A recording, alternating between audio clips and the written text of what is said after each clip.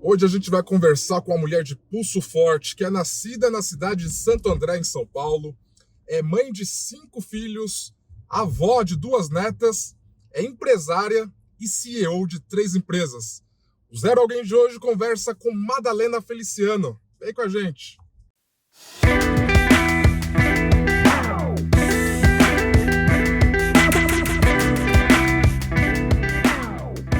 Tô chegando aqui.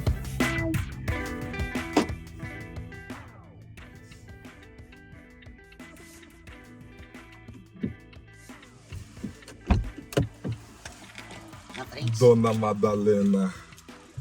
Tudo Tudo bem? bom? Como que você tá? Tô Legal ótima. te ver. Quanto E tempo, hein? você? Tô bem, graças a Deus. Família? Ótimos, graças a Deus. E essa chuvinha?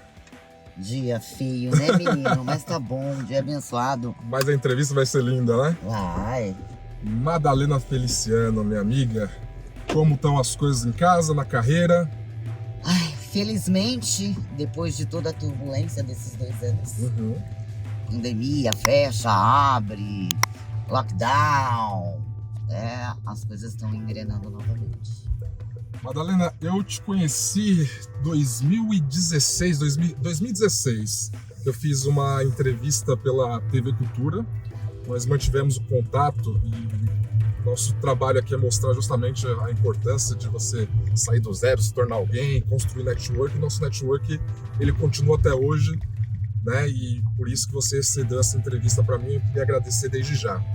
Naquela época, o que me chamou a atenção, eu tive a oportunidade de entrevistar numa semana em que a gente, lá pela TV Cultura, no Jornal da Cultura, primeira edição, estávamos fazendo uma série de reportagens de mulheres muito fortes sobre o Dia Internacional da Mulher. E eu fiquei muito feliz porque geralmente colocam repórteres mulheres para fazer esse tipo de reportagem, né? E me colocou, aí o destino me colocou na sua frente para conhecer um pouco da sua história. E foi isso que me chamou a atenção. E eu queria que você contasse quem que é Madalena Feliciano, aquela menina que nasceu lá na cidade de Santo André, no ABC. Bom, Marcos, eu nasci em Santo André, nasci numa família bem humilde. Naquela época, quando a gente é pequeno, a gente não tem muita ideia, né, do que é bom, do que é ruim. Então eu era uma criança muito feliz, com muito pouco, mas eu era feliz. Tinha minha mãe, meu padrasto, um irmãozinho pequeno, acredito que ele nem andava, porque eu lembro que eu ficava carregando ele no colo. E quando eu tinha mais ou menos uns 5, 6 anos, minha mãe me levou para fazer um passeio, que é o que eu mais amei naquele dia, porque a gente nunca saía. E a gente veio numa galeria aqui em São Paulo, ali próximo ao metrô Vila Mariana. E ela me levou numa lojinha e falou: olha, daqui a pouco a mamãe volta. E a mamãe não voltou. Então eu tinha 6 anos, 5 para 6 anos. Então ali eu acredito que começou a minha história, né? A história dos desafios, da não aceitação, da busca incansável pela minha mãe. A família que me adotou, na verdade, também acredito que não estavam preparados. Foi assim, bom, fica com ela um tempo e eu vou voltar. Essa família tinha uma filha, né, que nós crescemos juntas. Legalmente, eu fui adotada com 14 anos, porque eu pedi demais, porque eu queria pertencer. Porque quando você é um filho adotado, você fica se questionando, né? O que eu fiz que minha mãe me abandonou? O que eu fiz que essa família também me pergunta toda hora, né? Ah, sua mãe não voltou, falou que ia voltar. E eu fui acredito que uma das filhas, uma das adolescentes, crianças mais desafiadoras para aquela família. Porque eu não aceitava nada daquilo, né? Mas tive alguns momentos bons também, quando eu tinha mais ou menos uns 10 anos. A gente estava almoçando num domingo. E essa menina, que era filha desse casal, que me adotou, ela era muito parecida comigo. Aliás, ela era idêntica. E aí eu perguntei pra eles, falei, olha, é estranho, porque se a gente não é irmã, o meu pai que me adotou é um japonês, né? Meu sobrenome hoje é japonês, o nome do meu pai no meu registro é japonês. Falei, como que ela pode parecer tanto comigo? E aí eu descobri que ela tinha sido adotada na maternidade com 3 dias. Então ela era minha irmã. Olha que É loucura. muita. Olha que loucura. Então, a minha mãe, no auge do desespero dela, hoje eu a entendo, na época não, ela me deixou na mesma família que ela já tinha deixado uma outra filha dela. Então aquele dia já foi um dia especial para mim. Arquitetou algo para que vocês ficassem bem de certa forma, que na época, com 6 anos de idade, não era compreensível para você. Não. É um desafio, né? Para uma criança, você tem seus amigos, seus coleguinhas, você tem sua mãe, você tem seu irmãozinho, um belo dia você não tem mais nada disso. Você tá numa família que você não conhece, você tem uma outra vida que você desconhece totalmente. Eu nunca tinha ido pra escola, comecei a ir pra escola, mas eu era extremamente revoltada. Mas eu lembro muito dessa fase dos meus 10, 11 anos, que eu ganhei essa minha irmã, né? E que ali eu comecei a entender um pouco mais. Mas a minha vida toda foi correr atrás da minha história. Eu precisava entender, eu precisava conhecer minha mãe, eu precisava saber quais foram os motivos. Ou o que, naquela época eu perguntava o que eu tinha feito. E eu fui muito incompreendida. Por quê? Com 14, 15 anos a gente não sabe o que a gente quer da vida. Mas eu sabia que eu queria uma família. E aí, o que eu fiz? Filhos. Eu não queria saber se eu ia casar, se ia ter pai, se ia ter marido. Eu queria ter filho.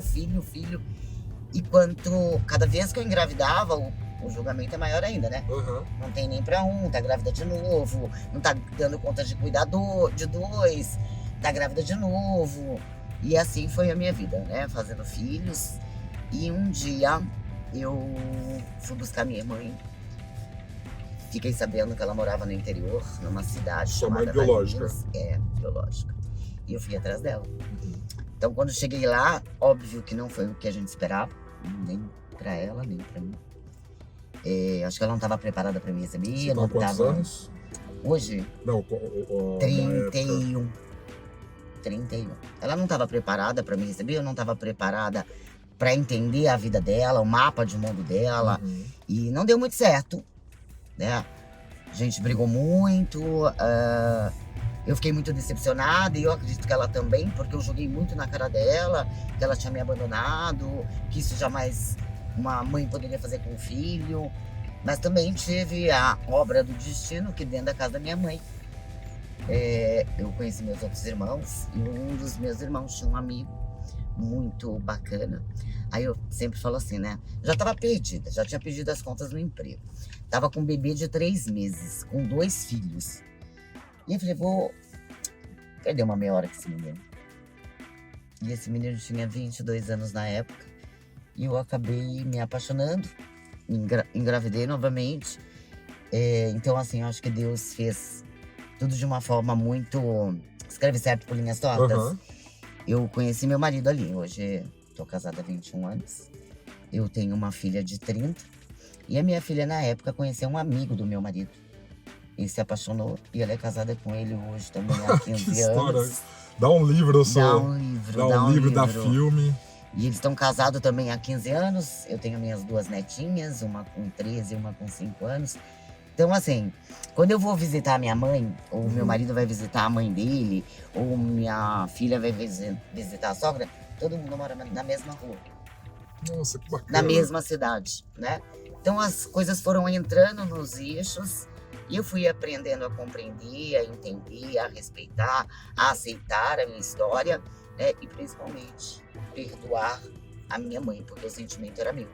Ela fez o que ela poderia fazer de melhor naquele momento. E qual que foi a justificativa dela quando você encontrou com ela? Ela falou o motivo por que ela fez isso? Foi dificuldade financeira? Foi algo especial? Dificuldade financeira, ela estava grávida de novo, ela estava num novo relacionamento e ela não tinha condições de me criar. E como ela já tinha deixado, né, a Juliana, minha irmã, com essa família, sabia que a Juliana era muito bem cuidada, a família podia dar estudo, ela resolveu me deixar lá por um período.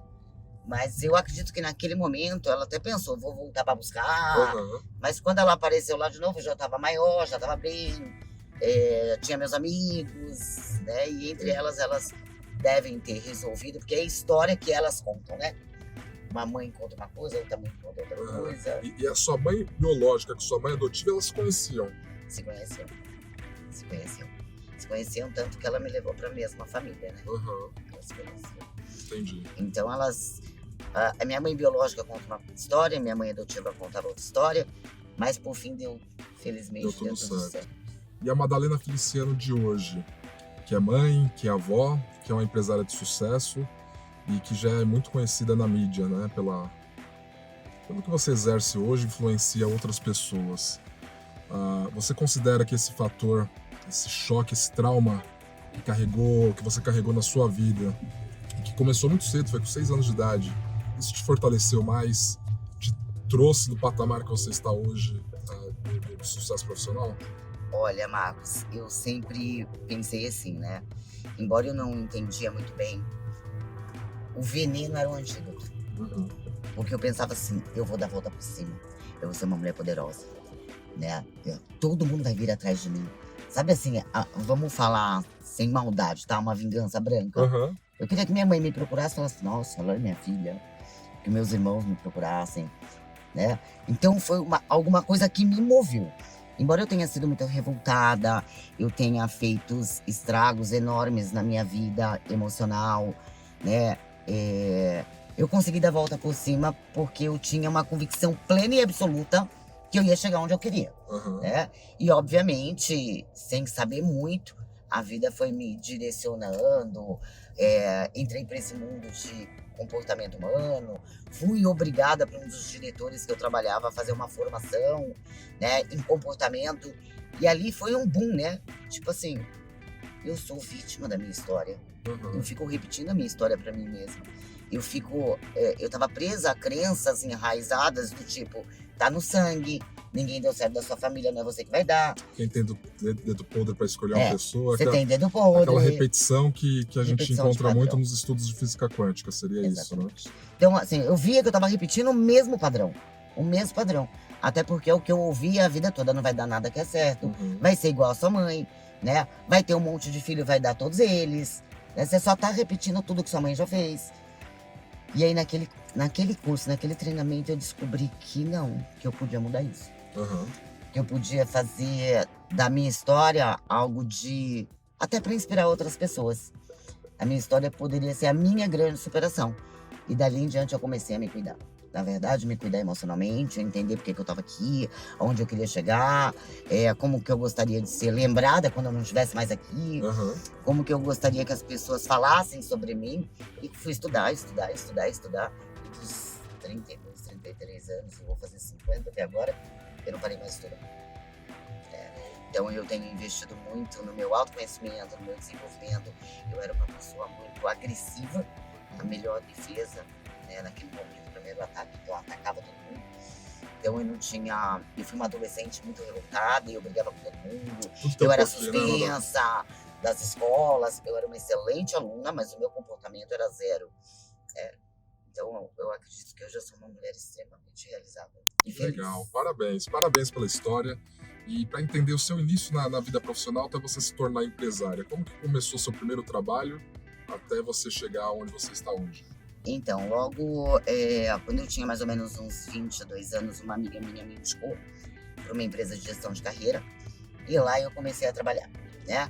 E eu me apaixonei, porque era um mundo glamouroso, né? Você já iniciou nesse ramo? Já comecei aí, com 21, 22 anos. E era um mundo de muito glamour. Aqueles executivos, todo mundo engravatado, as mulheres de Itaie. E eu era tão, assim, humilde no meu mapa de mundo. E eu falava, eu quero ser que nem eles. Eu quero ser que nem eles. Então eu fazia muito evento, feiras. Fui garota Coca-Cola, garota Marlboro, garota aqui refresco. E eu ia nessas feiras, via aquele pessoal se movimentando. E eu falava, gente, que maravilhoso isso. E ali eu comecei a entender o que eu gostava de fazer. Tem uma vibração boa, né? Tinha uma vibração boa. E eu fui me especializando nessa área, né? Fui entendendo. Óbvio, a gente sabe quais são os pré-conceitos de uma mulher com 5 filhos no mercado de trabalho, né? Então, primeiro que eu não deveria nem falar isso, né? E eu conto isso até para os meus clientes hoje. Eu tinha que mentir no currículo, né, Marcos? Você coloca lá, Madalena Feliciano, Miago Suco, 5 filhos. Ninguém nem te chama para entrevista. Exato. Então eu colocava 2 filhos. Meu currículo sempre foi 2 filhos. E depois eu mostrava porque que eu estava ali. E a minha carreira foi, né, foi desenvolvendo, foi crescendo. Mas ainda muito aquém para uma mulher que tem 5 filhos, uma mulher que casou com um menino de 22 Que é anos. um outro preconceito também. Que é um né? outro preconceito. E as pessoas julgam, puxa, você tá com 3 filhos, vai ficar com um menino de 22 anos. Adotou mais um, né? Era mais ou menos isso, viu, Marcos? Aí, assim, você precisa estudar, você precisa me ajudar, você precisa ser pai para as crianças, né?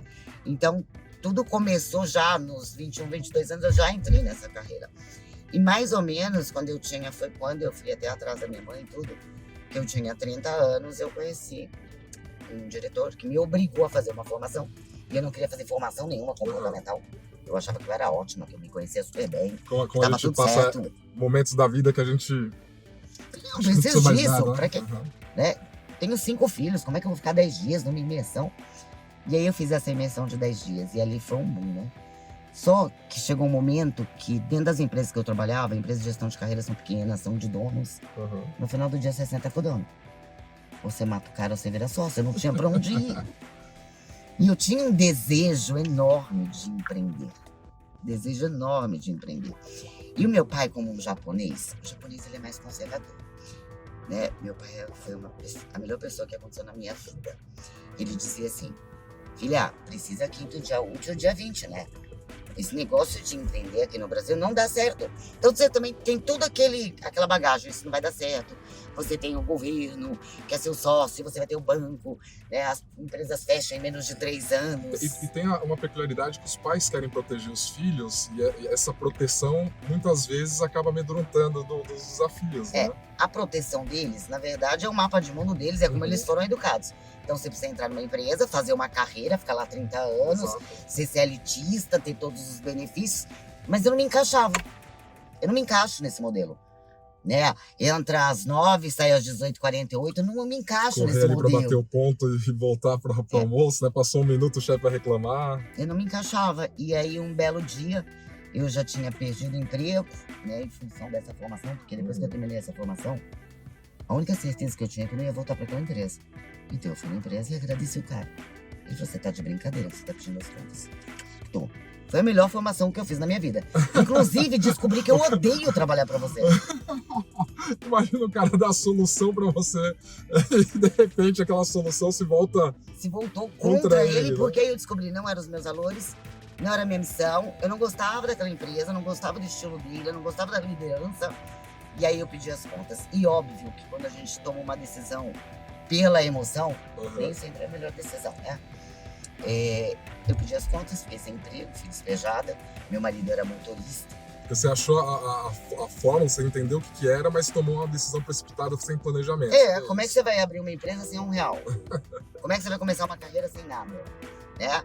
E nesse momento eu conversei com meu marido, a gente já tinha sido despejado, não tinha onde ficar, fomos morar a gente ficou 2 dias na rua e fomos morar Isso já em São Paulo? Já em São Paulo. Em que lugar que você ficou na rua? Ali na cidade de Tiradentes, Zona Leste. E aí uma prima me falou, olha, eu tenho um porão aqui na minha casa, se você quiser ficar até você conseguir um emprego. E foi lá que eu fui, grávida do meu 4º filho, com 3 pequenos. E lá eu fiquei uns 2 meses até refazer minha vida toda e descobrir que assim, os empregos que eu achava não era o que eu queria. E aí eu pedi pro meu marido pedir as contas no trabalho dele. Uhum. Ele, como motorista, ganhava uma fortuna de 1.000 e pouco, né? E ele estava morto na empresa. E ele fez um acordo com o chefe mandou ele embora e a gente tinha naquela época, lembro como se fosse hoje, R$4.200. E eu comecei a minha empresa com esses R$4.200. Então a pessoa que julgaram, falaram que era seu filho, as chacotas todas, acabou sendo a pessoa que tá com você até hoje, parceiro. Parceiraço. Se você conversar com os meus amigos, meus colegas, pessoal que convive muito com a gente, principalmente os meus colaboradores, o pessoal diz assim, não existe Madalena sem Anderson e não existe Anderson sem Madalena. A gente tá com 11 anos com a empresa, nesses 11 anos a gente vem junto, a gente vai junto, a gente dorme junto. Quer dizer, a gente tá 24 horas por dia junto. Eu não lembro em nenhum momento que ele dormiu fora de casa ou eu dormi fora de casa. né? A não ser assim quando a gente tem algum evento que eu vou para fora, dar algum treinamento, né? Mas a gente tá sempre junto e assim, uma família. Isso é legal que um entende a rotina profissional do outro, né? Sim, Às vezes dá muito conflito em casal, que um trabalha de uma forma, o outro não entende a chegada tarde em casa, tem muito disso também, né? Nunca tivemos, né? Que bacana. Então, nunca tivemos problema com relação ao negócio, com relação à empresa. Começamos a empresa com a rescisão dele, né? Alugamos um lugar, pagamos 3 meses, que era o que o dinheiro dava. E aí, assim, amigo, você tem uma mesa, alguém tem um computador, alguém tem uma cadeira, né? E montamos um negocinho. Em um ano, Marcos, eu tava com 40 funcionários em 3 andares do prédio, né? Agora, que nem você disse. E o planejamento? Marcos, eu nem teve tanto planejamento, teve vontade.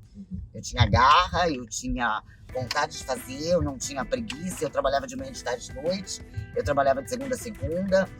Tive uma amiga que hoje trabalha comigo, a Adriana, trabalha comigo há 17 anos. Falei pra ela, amiga, pede as contas, você vem trabalhar comigo? Ela falou, você é doida.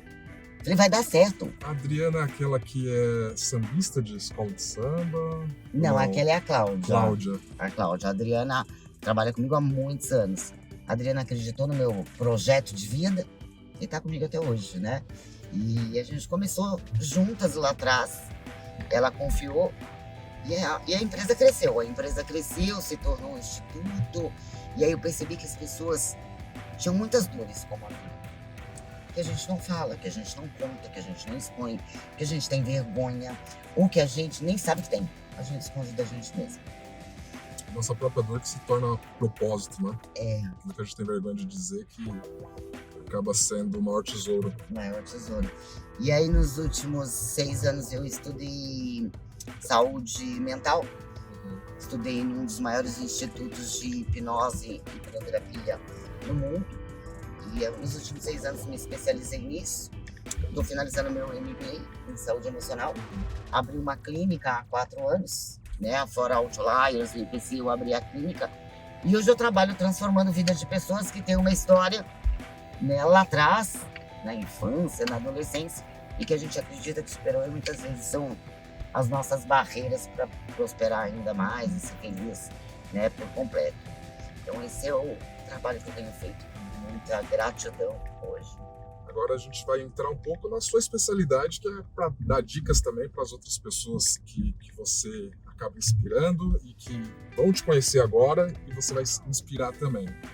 Dentro das suas informações, você comentou agora da questão da hipnose. A hipnose ela tem sido muito falada para a cura de depressão, né? E agora, pós-pandemia, muita gente ansiosa com problema de depressão, o número de suicídio infelizmente vem aumentando. A hipnose, então, é um tratamento muito efetivo para esse tipo de patologia? Extremamente efetivo. Porque a gente trabalha, na verdade, na mente subconsciente. Aquelas coisas que a gente não enxerga, que a gente não vê, que a gente nem sabe que está lá, né? Então a hipnose é um trabalho onde eu vou, junto com o meu cliente, entender o que houve na vida dele, buscar a origem, a causa, né? Porque o que a gente vê, né, Marcos? Hoje, sintomas são tratados de uma depressão, de uma ansiedade, de uma enxaqueca, de uma gastrite, até dores físicas e problemas físicos. Mas qual é a causa? Então a hipnose ela vai lá na causa, a gente faz um trabalho de reintegração, de ressignificação dessa causa, né? E a pessoa tem uma vida muito mais livre para agir de acordo com o que ela está buscando, né? Não é milagre, como muita gente vende. Eu curo, né? Não tem nada a ver com misticismo, bruxaria, espiritismo, é ciência, né? Mas é um projeto maravilhoso de autocura. Criou-se muito estereótipo nos anos 80, 90, que hipnose era aquele negócio de a pessoa se achar que era macaco, né? Que fazia aquelas apresentações no palco. E quando a gente fala de hipnose e outros tratamentos para doenças mentais, tem a questão da psicoterapia. O grande problema que eu vejo aqui no Brasil é que as pessoas só procuram isso quando estão ali já no fundo do poço. Mas Quais os benefícios que tem de se procurar isso logo cedo porque, poxa, eu vou procurar hipnose, vou pagar, que às vezes, dependendo da qualidade do terapeuta ali, se torna, é um tratamento caro para a realidade do brasileiro. E as pessoas falam, não, eu tô bem, não vou procurar isso. Mas é aí que tem que procurar, né? A gente tem que estar sempre atento à nossa saúde emocional, né, aos sintomas que a gente percebe no corpo. E como a gente vive, né, o nosso dia a dia é muito corrido, né? Vai pro trabalho, volta pro trabalho, tem filho, tem faculdade, e a pessoa não percebe ela, né? Então, assim, tem muito misticismo, e hipnose se trata muito mais de ter o controle, de assumir o controle do que perder o controle. As pessoas acreditam assim, ela vai entrar na minha mente, ela vai assumir o controle da minha vida, eu vou contar coisas que eu não gostaria. Vai colocar um chip no meu cérebro, né? Eu vou contar coisas que eu não gostaria. E tem uma coisa que eu percebo, grande parte dos clientes que eu atendo hoje, você é minha última alternativa. Então a pessoa chega pra mim e fala, Madalena, você é minha última alternativa, eu já tentei de tudo. Quer dizer, né? A responsabilidade. Então a pessoa só vai procurar isso quando ela tá no fundo do poço. Ela já foi na terapia, ela já foi no psicólogo, ela já fez constelação, ela fez um monte de coisa. Foi religião, foi na igreja. E aí ela procura a hipnose, né? Então é algo que a gente tem que estar trabalhando sempre. O nosso entendimento, o nosso autoconhecimento, o nosso autocontrole e energização, né? Foco. E a hipnose traz tudo isso, é revitalização da nossa própria vida, da nossa própria história. Então, não necessariamente só no momento de depressão, de ansiedade ou problemas aí até mais graves. E qual que é a indicação de fazer de períodos em períodos? Como funciona o acompanhamento? Faz um período de sessão e aquilo é suficiente ou isso tem Eu trabalho, Marcos, periodicamente manter? Eu já fiz várias, né? Não vai me hipnotizar agora que eu tô dirigindo, viu? Vai ficar tudo questão bem. Da segurança. Vai ficar tudo bem, calma. Foco e concentração. Eu trabalho com 4 sessões, tá? Algumas linhas falam que uma sessão é suficiente. Eu gosto de trabalhar com 4 sessões porque eu quero ter certeza que aquele meu cliente está saindo de lá 120% melhor. Porque 100% ele já me pagou para sair, né? Legal. Óbvio, tem o meu comprometimento que depende de mim e ele também precisa ter uma atitude mental positiva. Isso vai dar certo para mim e mudar hábitos, isso tudo nessas 4, 5 sessões, nossos encontros, fica muito claro para ele. E algumas pessoas, é interessante, eu trabalhava com 5, 6 sessões, eu coloquei 4, porque a pessoa não volta. Ela resolve tudo em 3, 4 sessões, ela não volta para quinta e para sexta. Entendi. Né? Então eu bônus, já né? experimentei, vou fazer só uma, vou fazer 4, vou fazer 6, né? Então 4 tem sido mais do que suficiente, porque a pessoa não volta na quinta e na sexta. Agora, a questão de formação de coach que você tem, né? Sim. Com essa questão de coach na internet, acabou se tornando também um ambiente muito prostituído. Né? E todo mundo começou a falar que era coach. E aí quem sofre são os coaches profissionais de qualidade, profissionais competentes, que é sim uma profissão muito reconhecida, é mais novo no Brasil, mas fora sempre existiu. Grandes personalidades, atletas e grandes executivos sempre tiveram, no Brasil mais recente, só que logo que chegou também se tornou alvo de chacota, todo mundo é coach. Por que aconteceu isso e como que uma pessoa que precisa buscar um mentor vai reconhecer se aquele mentor é um mentor certo ou é um charlatão? Olha só, se popularizou e aí vende-se formação de coaching. Coach executivo, master, palestrante, blaster, plus, advanced, em uma hora por R$50 na internet. Aí todo mundo virou coach. Agora, as pessoas desempregadas olham ali e falam, coach. Não precisa estudar 4 anos, não precisa fazer isso. Né? Não, coach é uma profissão. É necessário você ter muito estudo. Não é um treinamento, não é um curso de 3 horas, 4 horas ou 50 horas que vai te tornar um grande profissional na área. Então, para você identificar, primeiro, buscar referências. Sim. Quem esse coach já atendeu, o que ele faz, aonde ele se formou, né? Quantas horas ele tem. Por exemplo, hoje eu atendo grandes companhias, grandes empresas como coach. E muitos dos gestores executivos que me procuram Para gestão de carreira, a primeira coisa que eles me falam ainda, tá, Marcos? Aí eu não preciso de coaching, tá? Eu quero só fazer um gerenciamento de carreira, mas esse negócio de coaching não é comigo. Aí falou, eu vou te dar de bônus. Você vai fazer uma formação comigo, vamos ver como vai ser. Eu coloco dentro do pacote de gestão de carreira a minha formação de coaching. E aí, se você vender o coach, a pessoa tem um preconceito. Não tem um quer fazer. preconceito. Ela não vai comprar coaching. É igual o psicólogo era médico pra doido, né? Que as pessoas tinham medo Exatamente. Então, assim, hoje eu faço formação em coaching praticamente toda semana. Toda semana eu tenho grupos, né, menores, com 15 a 18 executivos. E eu nunca, né, nos 14 anos que eu ministro esse curso, eu nunca tive um feedback negativo. Nossa. Olha que interessante. Nunca ninguém me falou, olha, não serviu pra mim. Porque coaching é vida, né? Coaching é você ter autoconhecimento, é você entender seus valores, é entender o seu propósito, os seus reais talentos, o que você realmente tem de talento, não o que você acredita que tem. Quais são os seus gaps, né? Quais são as crenças que te paralisam, que te limitam, qual é a tua história. Então é assim, é um mundo de descobertas. Eu sou até suspeita, porque foi o que mudou a minha vida, né?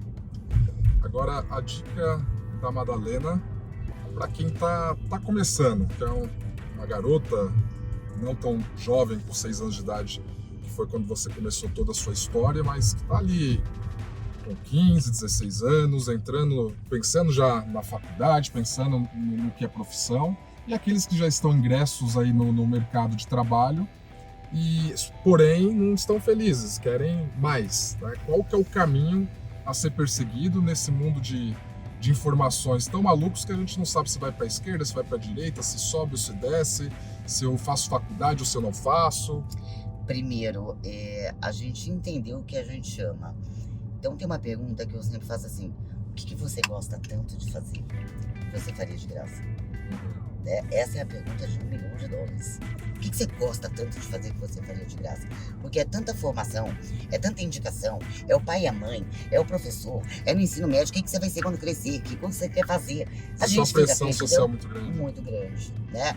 Então entender que autoconhecimento, 15, 16 anos, é fundamental que essa pessoa comece a trabalhar seu autoconhecimento. Quem eu sou, quais são os meus pontos fortes, o que eu gosto de fazer, pelo que eu sou elogiado, onde pode ser meu diferencial. Porque hoje a gente já sabe, para assumir altos escalões, cargos de gestão nas empresas, não é só o seu perfil técnico. Obviamente tem que fazer uma graduação. Hoje é mais valorizada a inteligência emocional do que o próprio currículo para em si, esses né? cargos, com certeza. Eu que tenho uma empresa de gerenciamento de carreira, Outliers, eu tenho uma estatística. Nos últimos 3 anos, tá? 80% dos profissionais que estão comigo hoje foram desligados das suas empresas por falha comportamental. Não foi técnica. Quando pedem para sair, é por conta de falha comportamental. Na verdade, do líder também. Então, quando pede, muitas vezes o profissional me diz assim, puxa, Madá, essa empresa X acabou com a minha vida. Não foi a empresa, foi o teu líder, foi o teu gestor, né? Ou quando eu ligo no RH e falo assim, o que houve? Por que vocês desligaram o Marcos?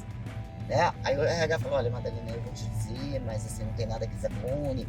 Ele estava acomodado, ele era agressivo, ele era chefe, ele não era líder, vivia de mau humor, vivia de cara feia, né? A pessoa muitas vezes nem se percebe, ela entra naquele piloto automático. Então, o autoconhecimento é fundamental, e isso sempre. Investir sim na graduação, na pós, no inglês, né? Na área que te atende, que você gosta, mas nunca esquecer de trabalhar as habilidades comportamentais. As tão faladas e famosas hoje soft skills. Comunicação, resiliência, flexibilidade, empatia. Nos últimos 2 anos falou-se tanto de empatia que se vê que isso é tão pouco praticado. Só você abrir a rede social. As pessoas se degladiam por causa de partido, por causa de política, por causa de futebol, né? Por causa de religião. Cadê a empatia? Cadê o respeito? Né? Eu não preciso concordar com você, mas eu tenho que respeitar a sua opinião. E tá tudo bem. Né? Então a gente tem que trabalhar muito essa parte de habilidades comportamentais, habilidades socioemocionais. Né? Aliás, isso tinha que ter nas escolas. O ensino médio já deveria ensinar esses rapazes, essas jovens, né? As habilidades socioemocionais. Porque muitas vezes você faz uma faculdade, 5 anos de engenharia. Aí você fala, agora eu sou engenheiro da FEI. E mercado de trabalho. Aí você não consegue trabalho, quando você consegue é para ganhar, né, o que você nunca imaginou que você ia ganhar na vida de salários muito baixos, muito aquém. E a gente muitas vezes não está preparado para lidar com essas frustrações. Então a gente vai ter que preparar esses jovens para a frustração. E ele dotar-se de convicção que ele vai conseguir. Ele vai As conseguir. pessoas acham também que se preparar para se empreender é só se for para ser empresário, né? E se a pessoa se preparar para se empreender no CNPJ de outras pessoas, ele vai ser um líder melhor, ele vai alcançar, vai agradar mais o patrão dele. Agora, uma pergunta que eu queria que você falasse aí para a nossa audiência é sobre questão de qual que é o principal problema, o principal defeito hoje da população brasileira em relação à carreira. Comunicação. As pessoas têm dificuldade de se comunicar. Em qual sentido? Em todos os sentidos. Por exemplo, autoconhecimento é um grande desafio. As pessoas não se conhecem. Você pode fazer perguntas para qualquer pessoa que você conhecer, de 0 a 10, o quanto você se conhece. Uhum. A pessoa vai te dizer, pô, Marcão, me conheço 8, me conheço 9. Aí você faz algumas, né? Eu uso algumas ferramentas, alguns assessments, e a pessoa não se conhece nada. Se ela se conhecer 2, 3 é muito. Autoconhecimento e comunicação. Dentro das empresas, nos relacionamentos, né? No network, as pessoas se comunicam muito mal. Até porque palavras iguais têm significados diferentes para pessoas diferentes. E o danado do WhatsApp aí, né? Comunicação, hoje, a escrita, a WhatsApp. Já conversou com um menino de 15, 16 anos no WhatsApp? Não dá pra entender nada. Não, você precisa de um tradutor. Eu tenho 5 filhos e eu tenho 2 adolescentes. Eles me mandam mensagem falando, gente, o que quis dizer com isso? SS, SJ, SQL. Então, eles têm várias nomenclaturas, várias formas de comunicar que é só deles. Então, a comunicação é falha em relacionamentos, em casamento, em namoro, no ambiente corporativo. É o que a gente pega aí de grande dificuldade em gestão de pessoas. Não querendo ser pessimista, mas isso tende a piorar até pelo isolamento social que nós ficamos por conta da pandemia e o uso da tecnologia que vem aumentando, né? Exatamente. A gente teve 2 grandes problemas. Ou a solidão, né? Ficar em casa sozinha, não ter contato com o mundo, mas também tivemos a hiperconvivência. Aqueles casais que nunca estavam juntos, aumentou o número de divórcio, aumentou o feminicídio, agressão, alcoolismo. Por quê? A comunicação é falha. A comunicação é falha. Fora todos os medos e todas as incertezas, né? O medo iminente de morte durante uma pandemia, os números assustadores que a mídia também traz, números que assim, impactantes. Você não via uma coisa que assim, boa. Então tudo que a gente foca na vida cresce. Você começa a focar só em problema, em desgraça, você só vê isso. Você falando de Covid, né? Agora, Então, como parou de se falar, as pessoas acham que pararam de morrer pessoas, mas não parou, né? Não Tirou parou. o foco. Só tirou foco. Foca em coisa positiva. Acordar de manhã parece coisas tão idiota, né? Ou seja grato quando você acorda de manhã. Não é gratidão, que nem é usada a palavra hoje. Gratidão. Gratidão é uma sensação, é um sentimento. É eu dizer, puxa, eu tô feliz, Não é mais pros um outros, dia. não é você com o universo. Né? É você ser, não é você ter. Né? É você ser todo dia de manhã a sua melhor versão. E de verdade, porque problema você vai ter, eu vou ter. Tem dia que vai estar bom, tem dia que vai estar péssimo, né? Tem dia que vai estar maravilhoso. E esses altos e baixos que fazem a grande diferença, né? Muitas vezes, lá no meu instituto, o pessoal me procura e fala assim, poxa, Madá, tô procurando você, tive uma indicação, quero ter uma vida equilibrada. Quem tem vida equilibrada? Né? Já fez O morto, né? Fez um elétrico? Ele dá altos e baixos. Né? Vida equilibrada morra, né? Porque não tem vida equilibrada. Tem como o problema não é o real problema. É como eu vou encarar o meu problema. Quando estiver no vale, saber como vai voltar pro... Exatamente. Geralmente o problema não é o problema. É como eu encaro. Tem gente que pega o problema e dorme a vida inteira com ele. Ai, eu tenho esse problema, porque sempre foi assim, nunca deu certo, né? É só comigo, eu tenho dedo podre, porque minha família é assim, né? Síndrome de Gabriela, né? Eu sou assim, Exatamente, eu nasci assim, vai ser sempre assim. Isso é crença que a gente nem percebe que foi instalado lá na nossa infância, né? E tem gente que acorda, tem um problema, de vez em focar no problema, quais são as alternativas que eu tenho para resolver isso? Que oportunidades que eu tenho para resolver isso hoje? Ao invés de passar mais uma noite, de repente, em função de um problema. Você tocou num ponto importante, que aí dá pra gente voltar até na questão da hipnose, né? Assistir muito noticiário com notícias negativas, e a questão de pessoas que, geralmente isso vem de pai para filho, né? A própria sociedade, a cultura, de implementar crenças que vai passando de pai para filho e as pessoas vão acreditando naquilo. Como fugir disso, além do autoconhecimento, mas quais práticas eu posso fazer, assistir menos televisão, como que eu posso procurar mais conteúdo bom para eu não ficar imerso nessa podridão que o universo acaba fornecendo o tempo todo e que muitas vezes, por mais que o ser humano ele queira fugir, acaba não conseguindo fugir porque tá ali, né? Você tem que se informar de qualquer forma, você não pode ficar longe do mundo. Olha só, primeira coisa, fica longe das pessoas que possam minar o seu progresso. Uhum. E às vezes essa pessoa que pode minar o seu progresso, ela mora dentro da sua casa. É aquele pessimista que fala, hoje não vai dar nada certo, ou tá cada dia pior. Que é o mais difícil você largar porque muitas vezes familiar. Você precisa aprender a se blindar.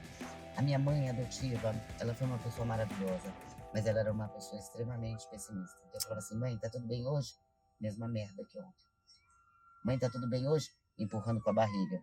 Mãe, tá tudo bem hoje? Esperando a morte chegar. Eu tenho frases dela prontas na minha cabeça, né? Então a gente tá declarando pro universo aquilo, né? O tempo todo, né? Então a gente tem que ter, aprender a se blindar, leia bons livros, escute boas músicas, esteja próximo a pessoas que te coloquem para cima, que tem um alto astral, que tem uma vibração boa, né? Evite esses programas, né, de televisão que só falam em coisas ruins, índice de desemprego, morte, assalto, insegurança. Isso tudo vai direto para nossa mente subconsciente e você fica trabalhando aquilo, né? Então a gente tem algumas formas da gente começar a se blindar. Tem bons seriados, tem algumas coisas que são interessantes para a gente poder começar a consumir, né, conteúdos positivos. Para reprogramar, você tem a questão da hipnose, você faz isso com maestria. E eu vejo que hoje também tem aplicativos de hipnose por aplicativo, tem aqueles áudios de reprogramação mental no YouTube. Essas coisas funcionam ou é balela? Funciona. Óbvio que não vai no profundo. Mas, por exemplo, você teve um dia agitado, chega em casa super mega cansado, né? Ligado no 220. Hoje a gente já sabe que 80% das pessoas não dormem. 80%. Isso é uma estatística do Instituto do Sono. 40%... Não entra no sono profundo. Não fecha o olho ali, mas não... Não dorme, não descansa. 40% já toma remédio para dormir, né? Então, meditar, orar, né? Ouvir áudios, que a gente chama de áudios guiados. Tudo isso pode te ajudar a relaxar, a estar no controle, a ter mais foco, a ter mais concentração. E a hipnose, efetivamente, para tratar ansiedade, depressão, doenças físicas, alergias, enxaquecas, né? Traumas de vida, por exemplo, abuso sexual, abuso na infância. Aí é legal você procurar alguém efetivamente de uma forma presencial e fazer um tratamento com foco no que você precisa. Você tem algum mantra que você repete isso todo dia que acorda ou quando vai dormir? Eu tenho. Tem? Qual que é? Você pode compartilhar com a gente? Todo dia de manhã eu falo, o universo conspira fortemente a meu favor. Existe oportunidade limitada por todas as partes. Todos os dias, de todas as maneiras, eu estou cada vez mais saudável. Né? Então, eu sempre estou repetindo que eu sou grata pela minha vida, eu honro e respeito a minha história. Todo dia de manhã, a primeira coisa que eu faço é isso. Todo dia eu repito alguma frase. De manhã, quando eu acordo, e à noite. Quem são as pessoas conhecidas hoje na mídia que são referências para você? Referências para mim. Bom, eu tive, logo no meu começo, Timothy Galway. Tim Galway é o precursor do coaching no mundo. Então eu fui treinada por Tim. Eu fui certificada, aprendi coaching, joguei tênis e golfe com o Tim Galway. Jura? Foi assim que eu aprendi coaching, que era o coaching, né? Então nós ficamos em Figueira de São Lourenço, jogando golfe e tênis durante 10 dias. Eu não entendia o que era aquilo, porque primeiro que eu nunca tinha jogado golfe, muito menos tênis. mas é uma grande referência. Eu tive Stephen Paul Adler, ele também é um americano, e eu aprendi muito sobre hipnose ericksoniana, metafórica, que às vezes você me diz assim, puxa, mas daí eu morro de medo de hipnose, né? Talvez você já esteja hipnotizado só da nossa conversa, né? Então é uma hipnose mais conversacional, né? Embora as pessoas muitas vezes tenham medo. Acaba refletindo, né? Fazendo a pessoa... A gente entra em estado de transe de 20 a 25 vezes por dia, todos os dias. Então a gente entra em hipnose todo dia. E você nem sabe. Assistindo uma série, assistindo um filme. Por exemplo, você assiste uma série, você chora, você se emociona. Você fala, não, só mais esse episódio, agora eu preciso dormir, só mais esse episódio. Quando você vê, você ficou 5 horas na frente da televisão. Ou você briga, né? Num jogo de futebol, grita com o juiz, ele não tá te ouvindo, né? Então a gente tá em transe. Então eu tenho Stephen, eu tenho Chinguewi, eu tenho agora a última das minhas formações, né? Eu fiz com na Omni com o Michael Arruda, né? Que se tornou também algo bem interessante e que eu tenho estudado fortemente, inclusive estou fazendo uma MBA com eles. Algumas pessoas que me inspiram, olha, histórias, biografias, santos, sabe aquelas histórias da pessoa que ela acreditava nela, ela veio do nada. Então, assim, essas biografias me inspiram muito, eu amo muito. De mulher, quem que é a mulher que tem uma biografia forte que você fala essa? Luísa. Luísa Trajano? Eu fui numa palestra da Luísa e ela contando sobre a história dela. Eu nunca li a história dela, tá? Mas ela contando como começou, como ela fez. E ela tem umas tiradas, sabe? Assim, muito boas. Como quando ela caiu com a tocha lá nas Olimpíadas. Essa história eu não conhecia, não. A equipe de marketing dela é sensacional. Então, assim, enquanto ela contando a história ali, enquanto ela caiu com a tocha, já tava filho ligando, ela levando a tocha na Olimpíada, caiu. E aí, assim, Luísa caiu, os preços também caíram. Bombaram! Né? Então tem umas coisas que eu falo, gente, as pessoas são criativas. Quer transformar o obstáculo em oportunidade. As pessoas são criativas. Às vezes falam, que vergonha. Quem não vai morrer de vergonha carregando a tocha e cair, né? Não, você tira daquilo de letra e segue a vida, entendeu? Não é ficar se pegando nos problemas, nos detalhes que a gente vai ter mesmo. Dá pra afirmar que Luísa Trajano é a maior empreendedora mulher de todos os tempos no Brasil? Eu acredito que tem várias. Acho que tem várias, né? Mas a Luísa eu tenho como referência. Minha, mas tem várias. E de artista? Quem que são as artistas aí que... Pessoa da música, atriz... Puxa vida. Artista. Da questão, eu vou puxar aqui a questão de opinião, a Anitta. Anitta, ela é controversa, tem gente que gosta, tem gente que não, por ela ter uma personalidade polêmica. Tem gente que confunde a questão do gosto musical com o lado de sucesso dela. Ela, uma estrela da música, acaba sendo até muito, pouco valorizada pelo que ela simboliza no mundo. Ela é uma grande empresária, né? Anitta como empresária, quais são as características dela que te chamam a atenção? Que na sua opinião, essas características fizeram com que ela chegasse onde ela chegou hoje? A Anitta é uma grande referência, muito bem lembrada. Ela é arrojada, né? Ela arrisca, ela não tem medo, ela não tá nem aí pro pré-julgamento. Porque vão julgar, Marcos. Vão julgar. Ela tem o estilo dela, é o estilo dela, é o estilo próprio, e ela não vai mudar para agradar ninguém, né? E ela levanta e faz. É o tal do TBC, tira o bumbum da cadeira, vai lá e faz. Né? Doa quem doer, julgue como julgar, ela vai lá e faz. Ela é extraordinária, assim, como... independente de gosto musical. Eu sou uma pessoa que, quando você até me pergunta sobre artistas, eu praticamente não assisto televisão, eu não vejo nenhuma música, né? Eu sou mais os meus estudos. E quando eu já trabalho de terça a domingo, todos os dias. Eu só folgo de segunda-feira. Então, quando eu tenho tempo, o que eu vou fazer? Hoje à noite, pegar minhas netas, comer uma pizza, né? Assistir desenho, ficar com elas, brincar, jogar. Ontem eu fiquei ensinando a de 5 anos a fazer as letras, ver se ela já sabe escrever os nomes. Então eu evito qualquer coisa que possa me aborrecer, principalmente de TV, né? E séries, que eu também gosto bastante. Mas a Anitta é um bom case. Tem uma discussão muito grande hoje no mercado, por conta do Elon Musk que não fez curso superior. E muitos influencers hoje, eles falam até às vezes para proteger o curso online que eles vendem, enfim, por conta dessa questão da inteligência emocional, que a gente tem que evoluir na questão comportamental. Você é a favor de faculdade, sim ou não? E dentro da sua resposta, qual é o motivo de você? Um dos que eu usei como referência, que você falou, Madalena, quem que você tem como referência do seu mundo? Um dos que eu tenho como referência do meu mundo não tem faculdade, tá?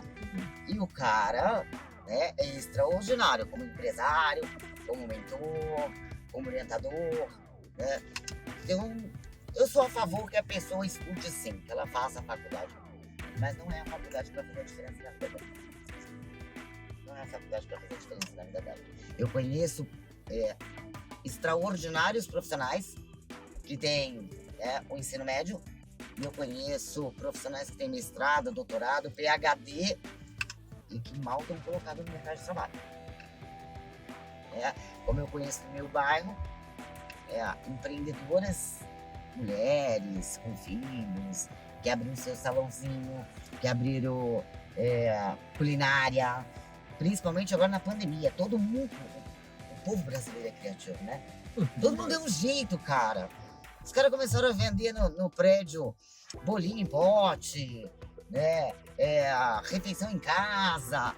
O pessoal inventa, né? Se reinventa, e muitos deram muito certo. Você vê que é a dor que transforma a pessoa. É a dor. É a mesma coisa comigo. A minha empresa só existe porque eu cansei. Chegou uma hora que eu falei, meu, mas eu quero fazer do meu jeito. Eu quero fazer do meu jeito. Senão, eu sempre fui Caxias. Eu estaria trabalhando para alguém. Com certeza absoluta. Só que não estava alinhado com o que eu queria para minha vida. Eu entendo que o mercado corporativo é importante, as empresas foram feitas para fazer dinheiro, para se capitalizarem, para dar resultados, mas eu não acredito só nisso. Não é só dinheiro. Dinheiro traz felicidade, mas não é só dinheiro, tem que ter algo mais. Bacana. A gente está caminhando para o final, Madalena. Eu queria que você, pela sua experiência, essa trajetória de vida, aquilo que era trauma que você transformou em sucesso, que você desse uma dica, principalmente para mulheres jovens da periferia, que eu vejo que muitas acabam engravidando cedo, que foi o seu caso, mas acaba paralisando justamente porque ter filho muito cedo é um desafio muito grande. Então, como driblar esse problema? Da onde achar força e achar ali um olhar que mude o caminho, mude a trajetória e tenha sucesso, mesmo com um desafio tão grande que é ter um filho na adolescência?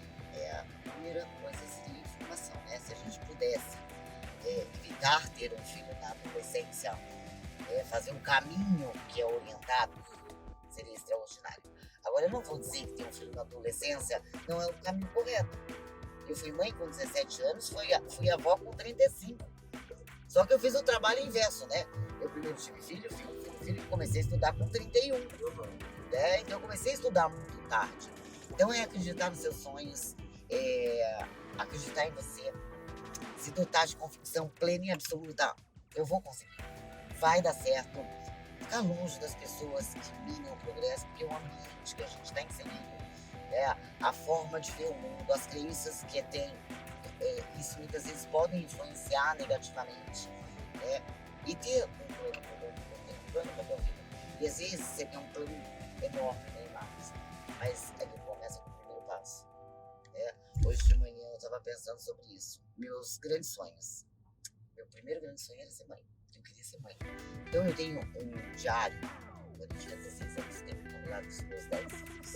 Eu não consegui ter 10 filhos, porque eu engravidei 8 vezes, eu tive 6 cesáreas. E o médico falou, se você engravidar de novo, você vai morrer, porque nós vamos abrir tua barriga. Não tem como, Madalena. Então eu fui laqueada pelo médico obrigatoriamente, senão eu ia para os 10.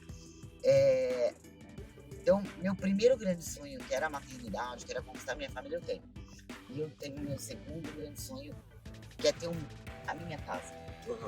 Muitas vezes a gente tem que entender que existem prioridades. Quais foram minhas prioridades até agora? Formar meus filhos, educá-los, né, dar um bom estudo, orientá-los, dar as formações, tudo que eles precisavam. Agora eu quero investir em mim, então estou investindo em mim. Vou comprar minha casa, se Deus quiser, esse ano. E as pessoas dizem assim, puxa, Madalena, mas uma mulher empreendedora, uma mulher de sucesso. Eu falei, pois é, a minha prioridade, primeiro era, a minha filha queria fazer a faculdade X, que era uma fortuna. O outro queria a faculdade Y, que era outra fortuna. Um atrás do outro. A pessoa padroniza, né? Você tem sucesso, você tem que ter isso e aquilo, né? E não tem nada a ver uma coisa com a outra. Não tem nada a ver. Eu amo bicho, então eu tenho meus cachorros, eu quero uma casa grande, eu quero uma casa com quintal, eu tenho 4 canicorso, eu tenho um furão, né? Então é muita gente dentro de casa, são 5 filhos, são noras, são genros. Então a gente tem que acreditar nos nossos sonhos. Talvez ele não aconteça em ano. Eu vou fazer 50 agora. Os meus estão acontecendo agora. E tá tudo bem. O importante é não desistir. Não desistir. Não tem tempo para Vai começar ter ou obstáculo, realizar, né? vai. A vida não é linda, não é bela que nem as pessoas vendem.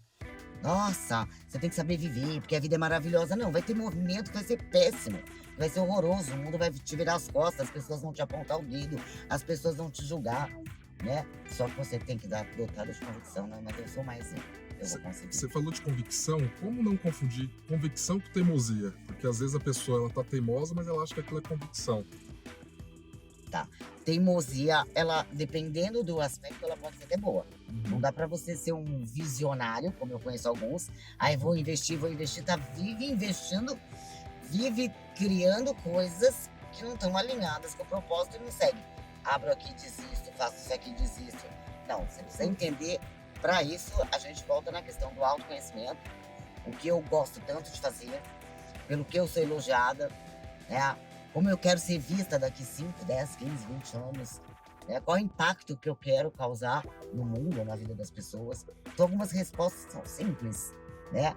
Perguntas simples, respostas complexas. Exato. E para você, o que é ser alguém? Olha, isso foi algo que eu passei a vida, né? Pensando, o que é ser alguém? O que você quer ser, né? Então, no primeiro momento que eu queria ser era mãe, só. Eu não queria ser mais nada, eu queria ser mãe e ter minha família. E hoje eu tenho isso muito bem definido, né? E esse é um dos meus mantras na parte da manhã. Inspirar e contribuir com a melhoria contínua do ser humano, tornando-os livres, independentes, muito conscientes da sua importância e valor, ocupar lugar de destaque no mundo que eu vivo e ser reconhecida por eles. Todo dia de manhã eu sei porque eu levanto da minha cama. Nossa, que bacana, forte, hein? Todo dia de manhã eu falo, eu tô levantando para inspirar pessoas, contribuir com a melhoria dessas pessoas, impactar essas pessoas, ocupar lugar de destaque porque eu sou uma mulher vaidosa, né? Quero ser reconhecida, quero ter um lugar de destaque. As pessoas acham que conhecimento, né, até ter esse tipo de vaidade é algo ruim, pelo contrário, né? Não, e quando eu falo reconhecida, eu não quero ser uma youtuber, né? Eu quero ser reconhecida, eu quero um dia não estar aqui e o Marcos falar, puxa, eu conheci a Madalena, foi bacana o dia que eu conversei com ela. São meus filhos, puxa, minha mãe fez uma grande diferença na nossa vida. Os meus clientes falar, puxa, aquela mulher, Marcos, é tão interessante. Porque de 10 anos que eu tenho de empresa, eu recebo tanto WhatsApp e tantas mensagens no direct de pessoas que passaram por mim que você nem lembra, porque foram mais de 15 mil pessoas e que de algum jeito você impactou a vida daquela pessoa. Então assim, Madalena, passando que eu te agradeci, hoje aconteceu isso na minha vida, Madalena, Isso é passando fantástico, né? É melhor ganhar dinheiro, né?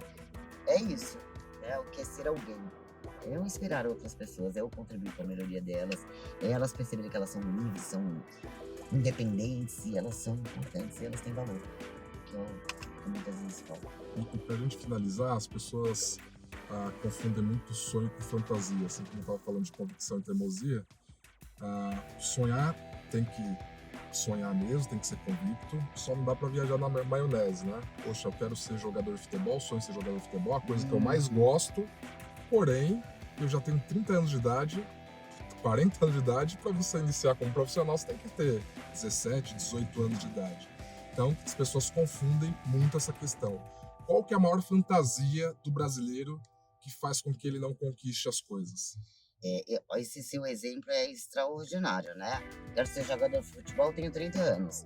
Eu tenho um adolescente em casa hoje, com 18 anos, que é dia sim, dia não, a gente senta pra discutir, porque ele quer ser MC ou ele quer ser gamer. Ele não quer estudar, ele quer ser isso, né? E eu falo pra ele, tudo bem, filho, mas esse é teu sonho, você vai trabalhar pra isso, mas a gente tem que trabalhar um plano B, um plano C, um plano A. Você vai ficar o quê? Em casa? Compondo música, né? 1 em 1 milhão que estoura. Não tô querendo apagar teu sonho, mas se você tem um sonho, você vai ter que colocar no papel. O que eu preciso fazer? Qual que é o primeiro passo? Quais são as pessoas que eu vou precisar ter na minha rede de relacionamento, minha rede de contato? O que eu vou precisar estudar? Ele pode não querer estudar matemática, né? Por exemplo. Mas vai ter que estudar música. Exatamente. Vai ter que fazer canto. Ah, não, vou fazer MC. Tô trazendo os meus colegas aqui em casa e a gente vai fazer música. Tá, sua voz é boa? Você faz a respiração diafragmática? Você tem um professor de canto? Você precisa estudar música? Quem são os MCs que podem te funcionar pode também? te ajudar? Você tem network nesse ramo? Né? Você tem reserva financeira para isso? Pessoas que você precisa estar perto. Não é... Então, o jovem também, né? É que assim, né, Marcos? Aí a gente fala, nossa, tem que fazer 5 anos de faculdade, 4 anos de faculdade, tem que fazer pós. Aí, de repente, você vê um youtuber, né? Um jogador de futebol ganhando milhões, vai pra cabecinha deles. Vai pra cabecinha deles. E é mais agradável, né? A pessoa, poxa, eu quero esse destaque, parece mais fácil, eu gosto disso, vou ganhar dinheiro. Mas a minha netinha de 5 anos, ela fala, vó, faz um canal no YouTube pra mim que eu vou ser youtuber. Ela tem 5 anos. Essas crianças nasceram microchipadas. Elas têm microchip. Então, uma coisa é a gente sonhar, outra coisa é realizar. Fantasiar. Então a gente precisa realizar. Para realizar, você vai ter que colocar no papel o que é necessário para chegar lá. Mensagem final para quem está assistindo Madalena Feliciano, manda lá com você.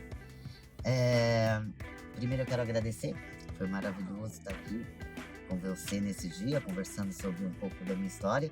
E para você que está num momento de vida, de carreira, de relacionamento, que precisa dar um upgrade, precisa dar uma mudada, acredita, confia, tenha fé, planeja, coloca no papel e começa a agir. Existe uma fórmula que eu gosto muito, que é foco, mais ação é igual resultado. Então assim, não adianta ter foco, planejar, se você não agir. E também não adianta agir, sair atirando para tudo quanto é lado, se você não tiver foco. Viu? Você acha que não pode aprender? Uma frase dessa aqui vale mais do que muitos anos aí de estudo, viu? Madá, obrigado, Marcos, de coração, prazer. sucesso, parabéns pela história. Gente, obrigado aí por ter participado. Saiam do zero, vire alguém na sua vida, só depende de você. Isso aí.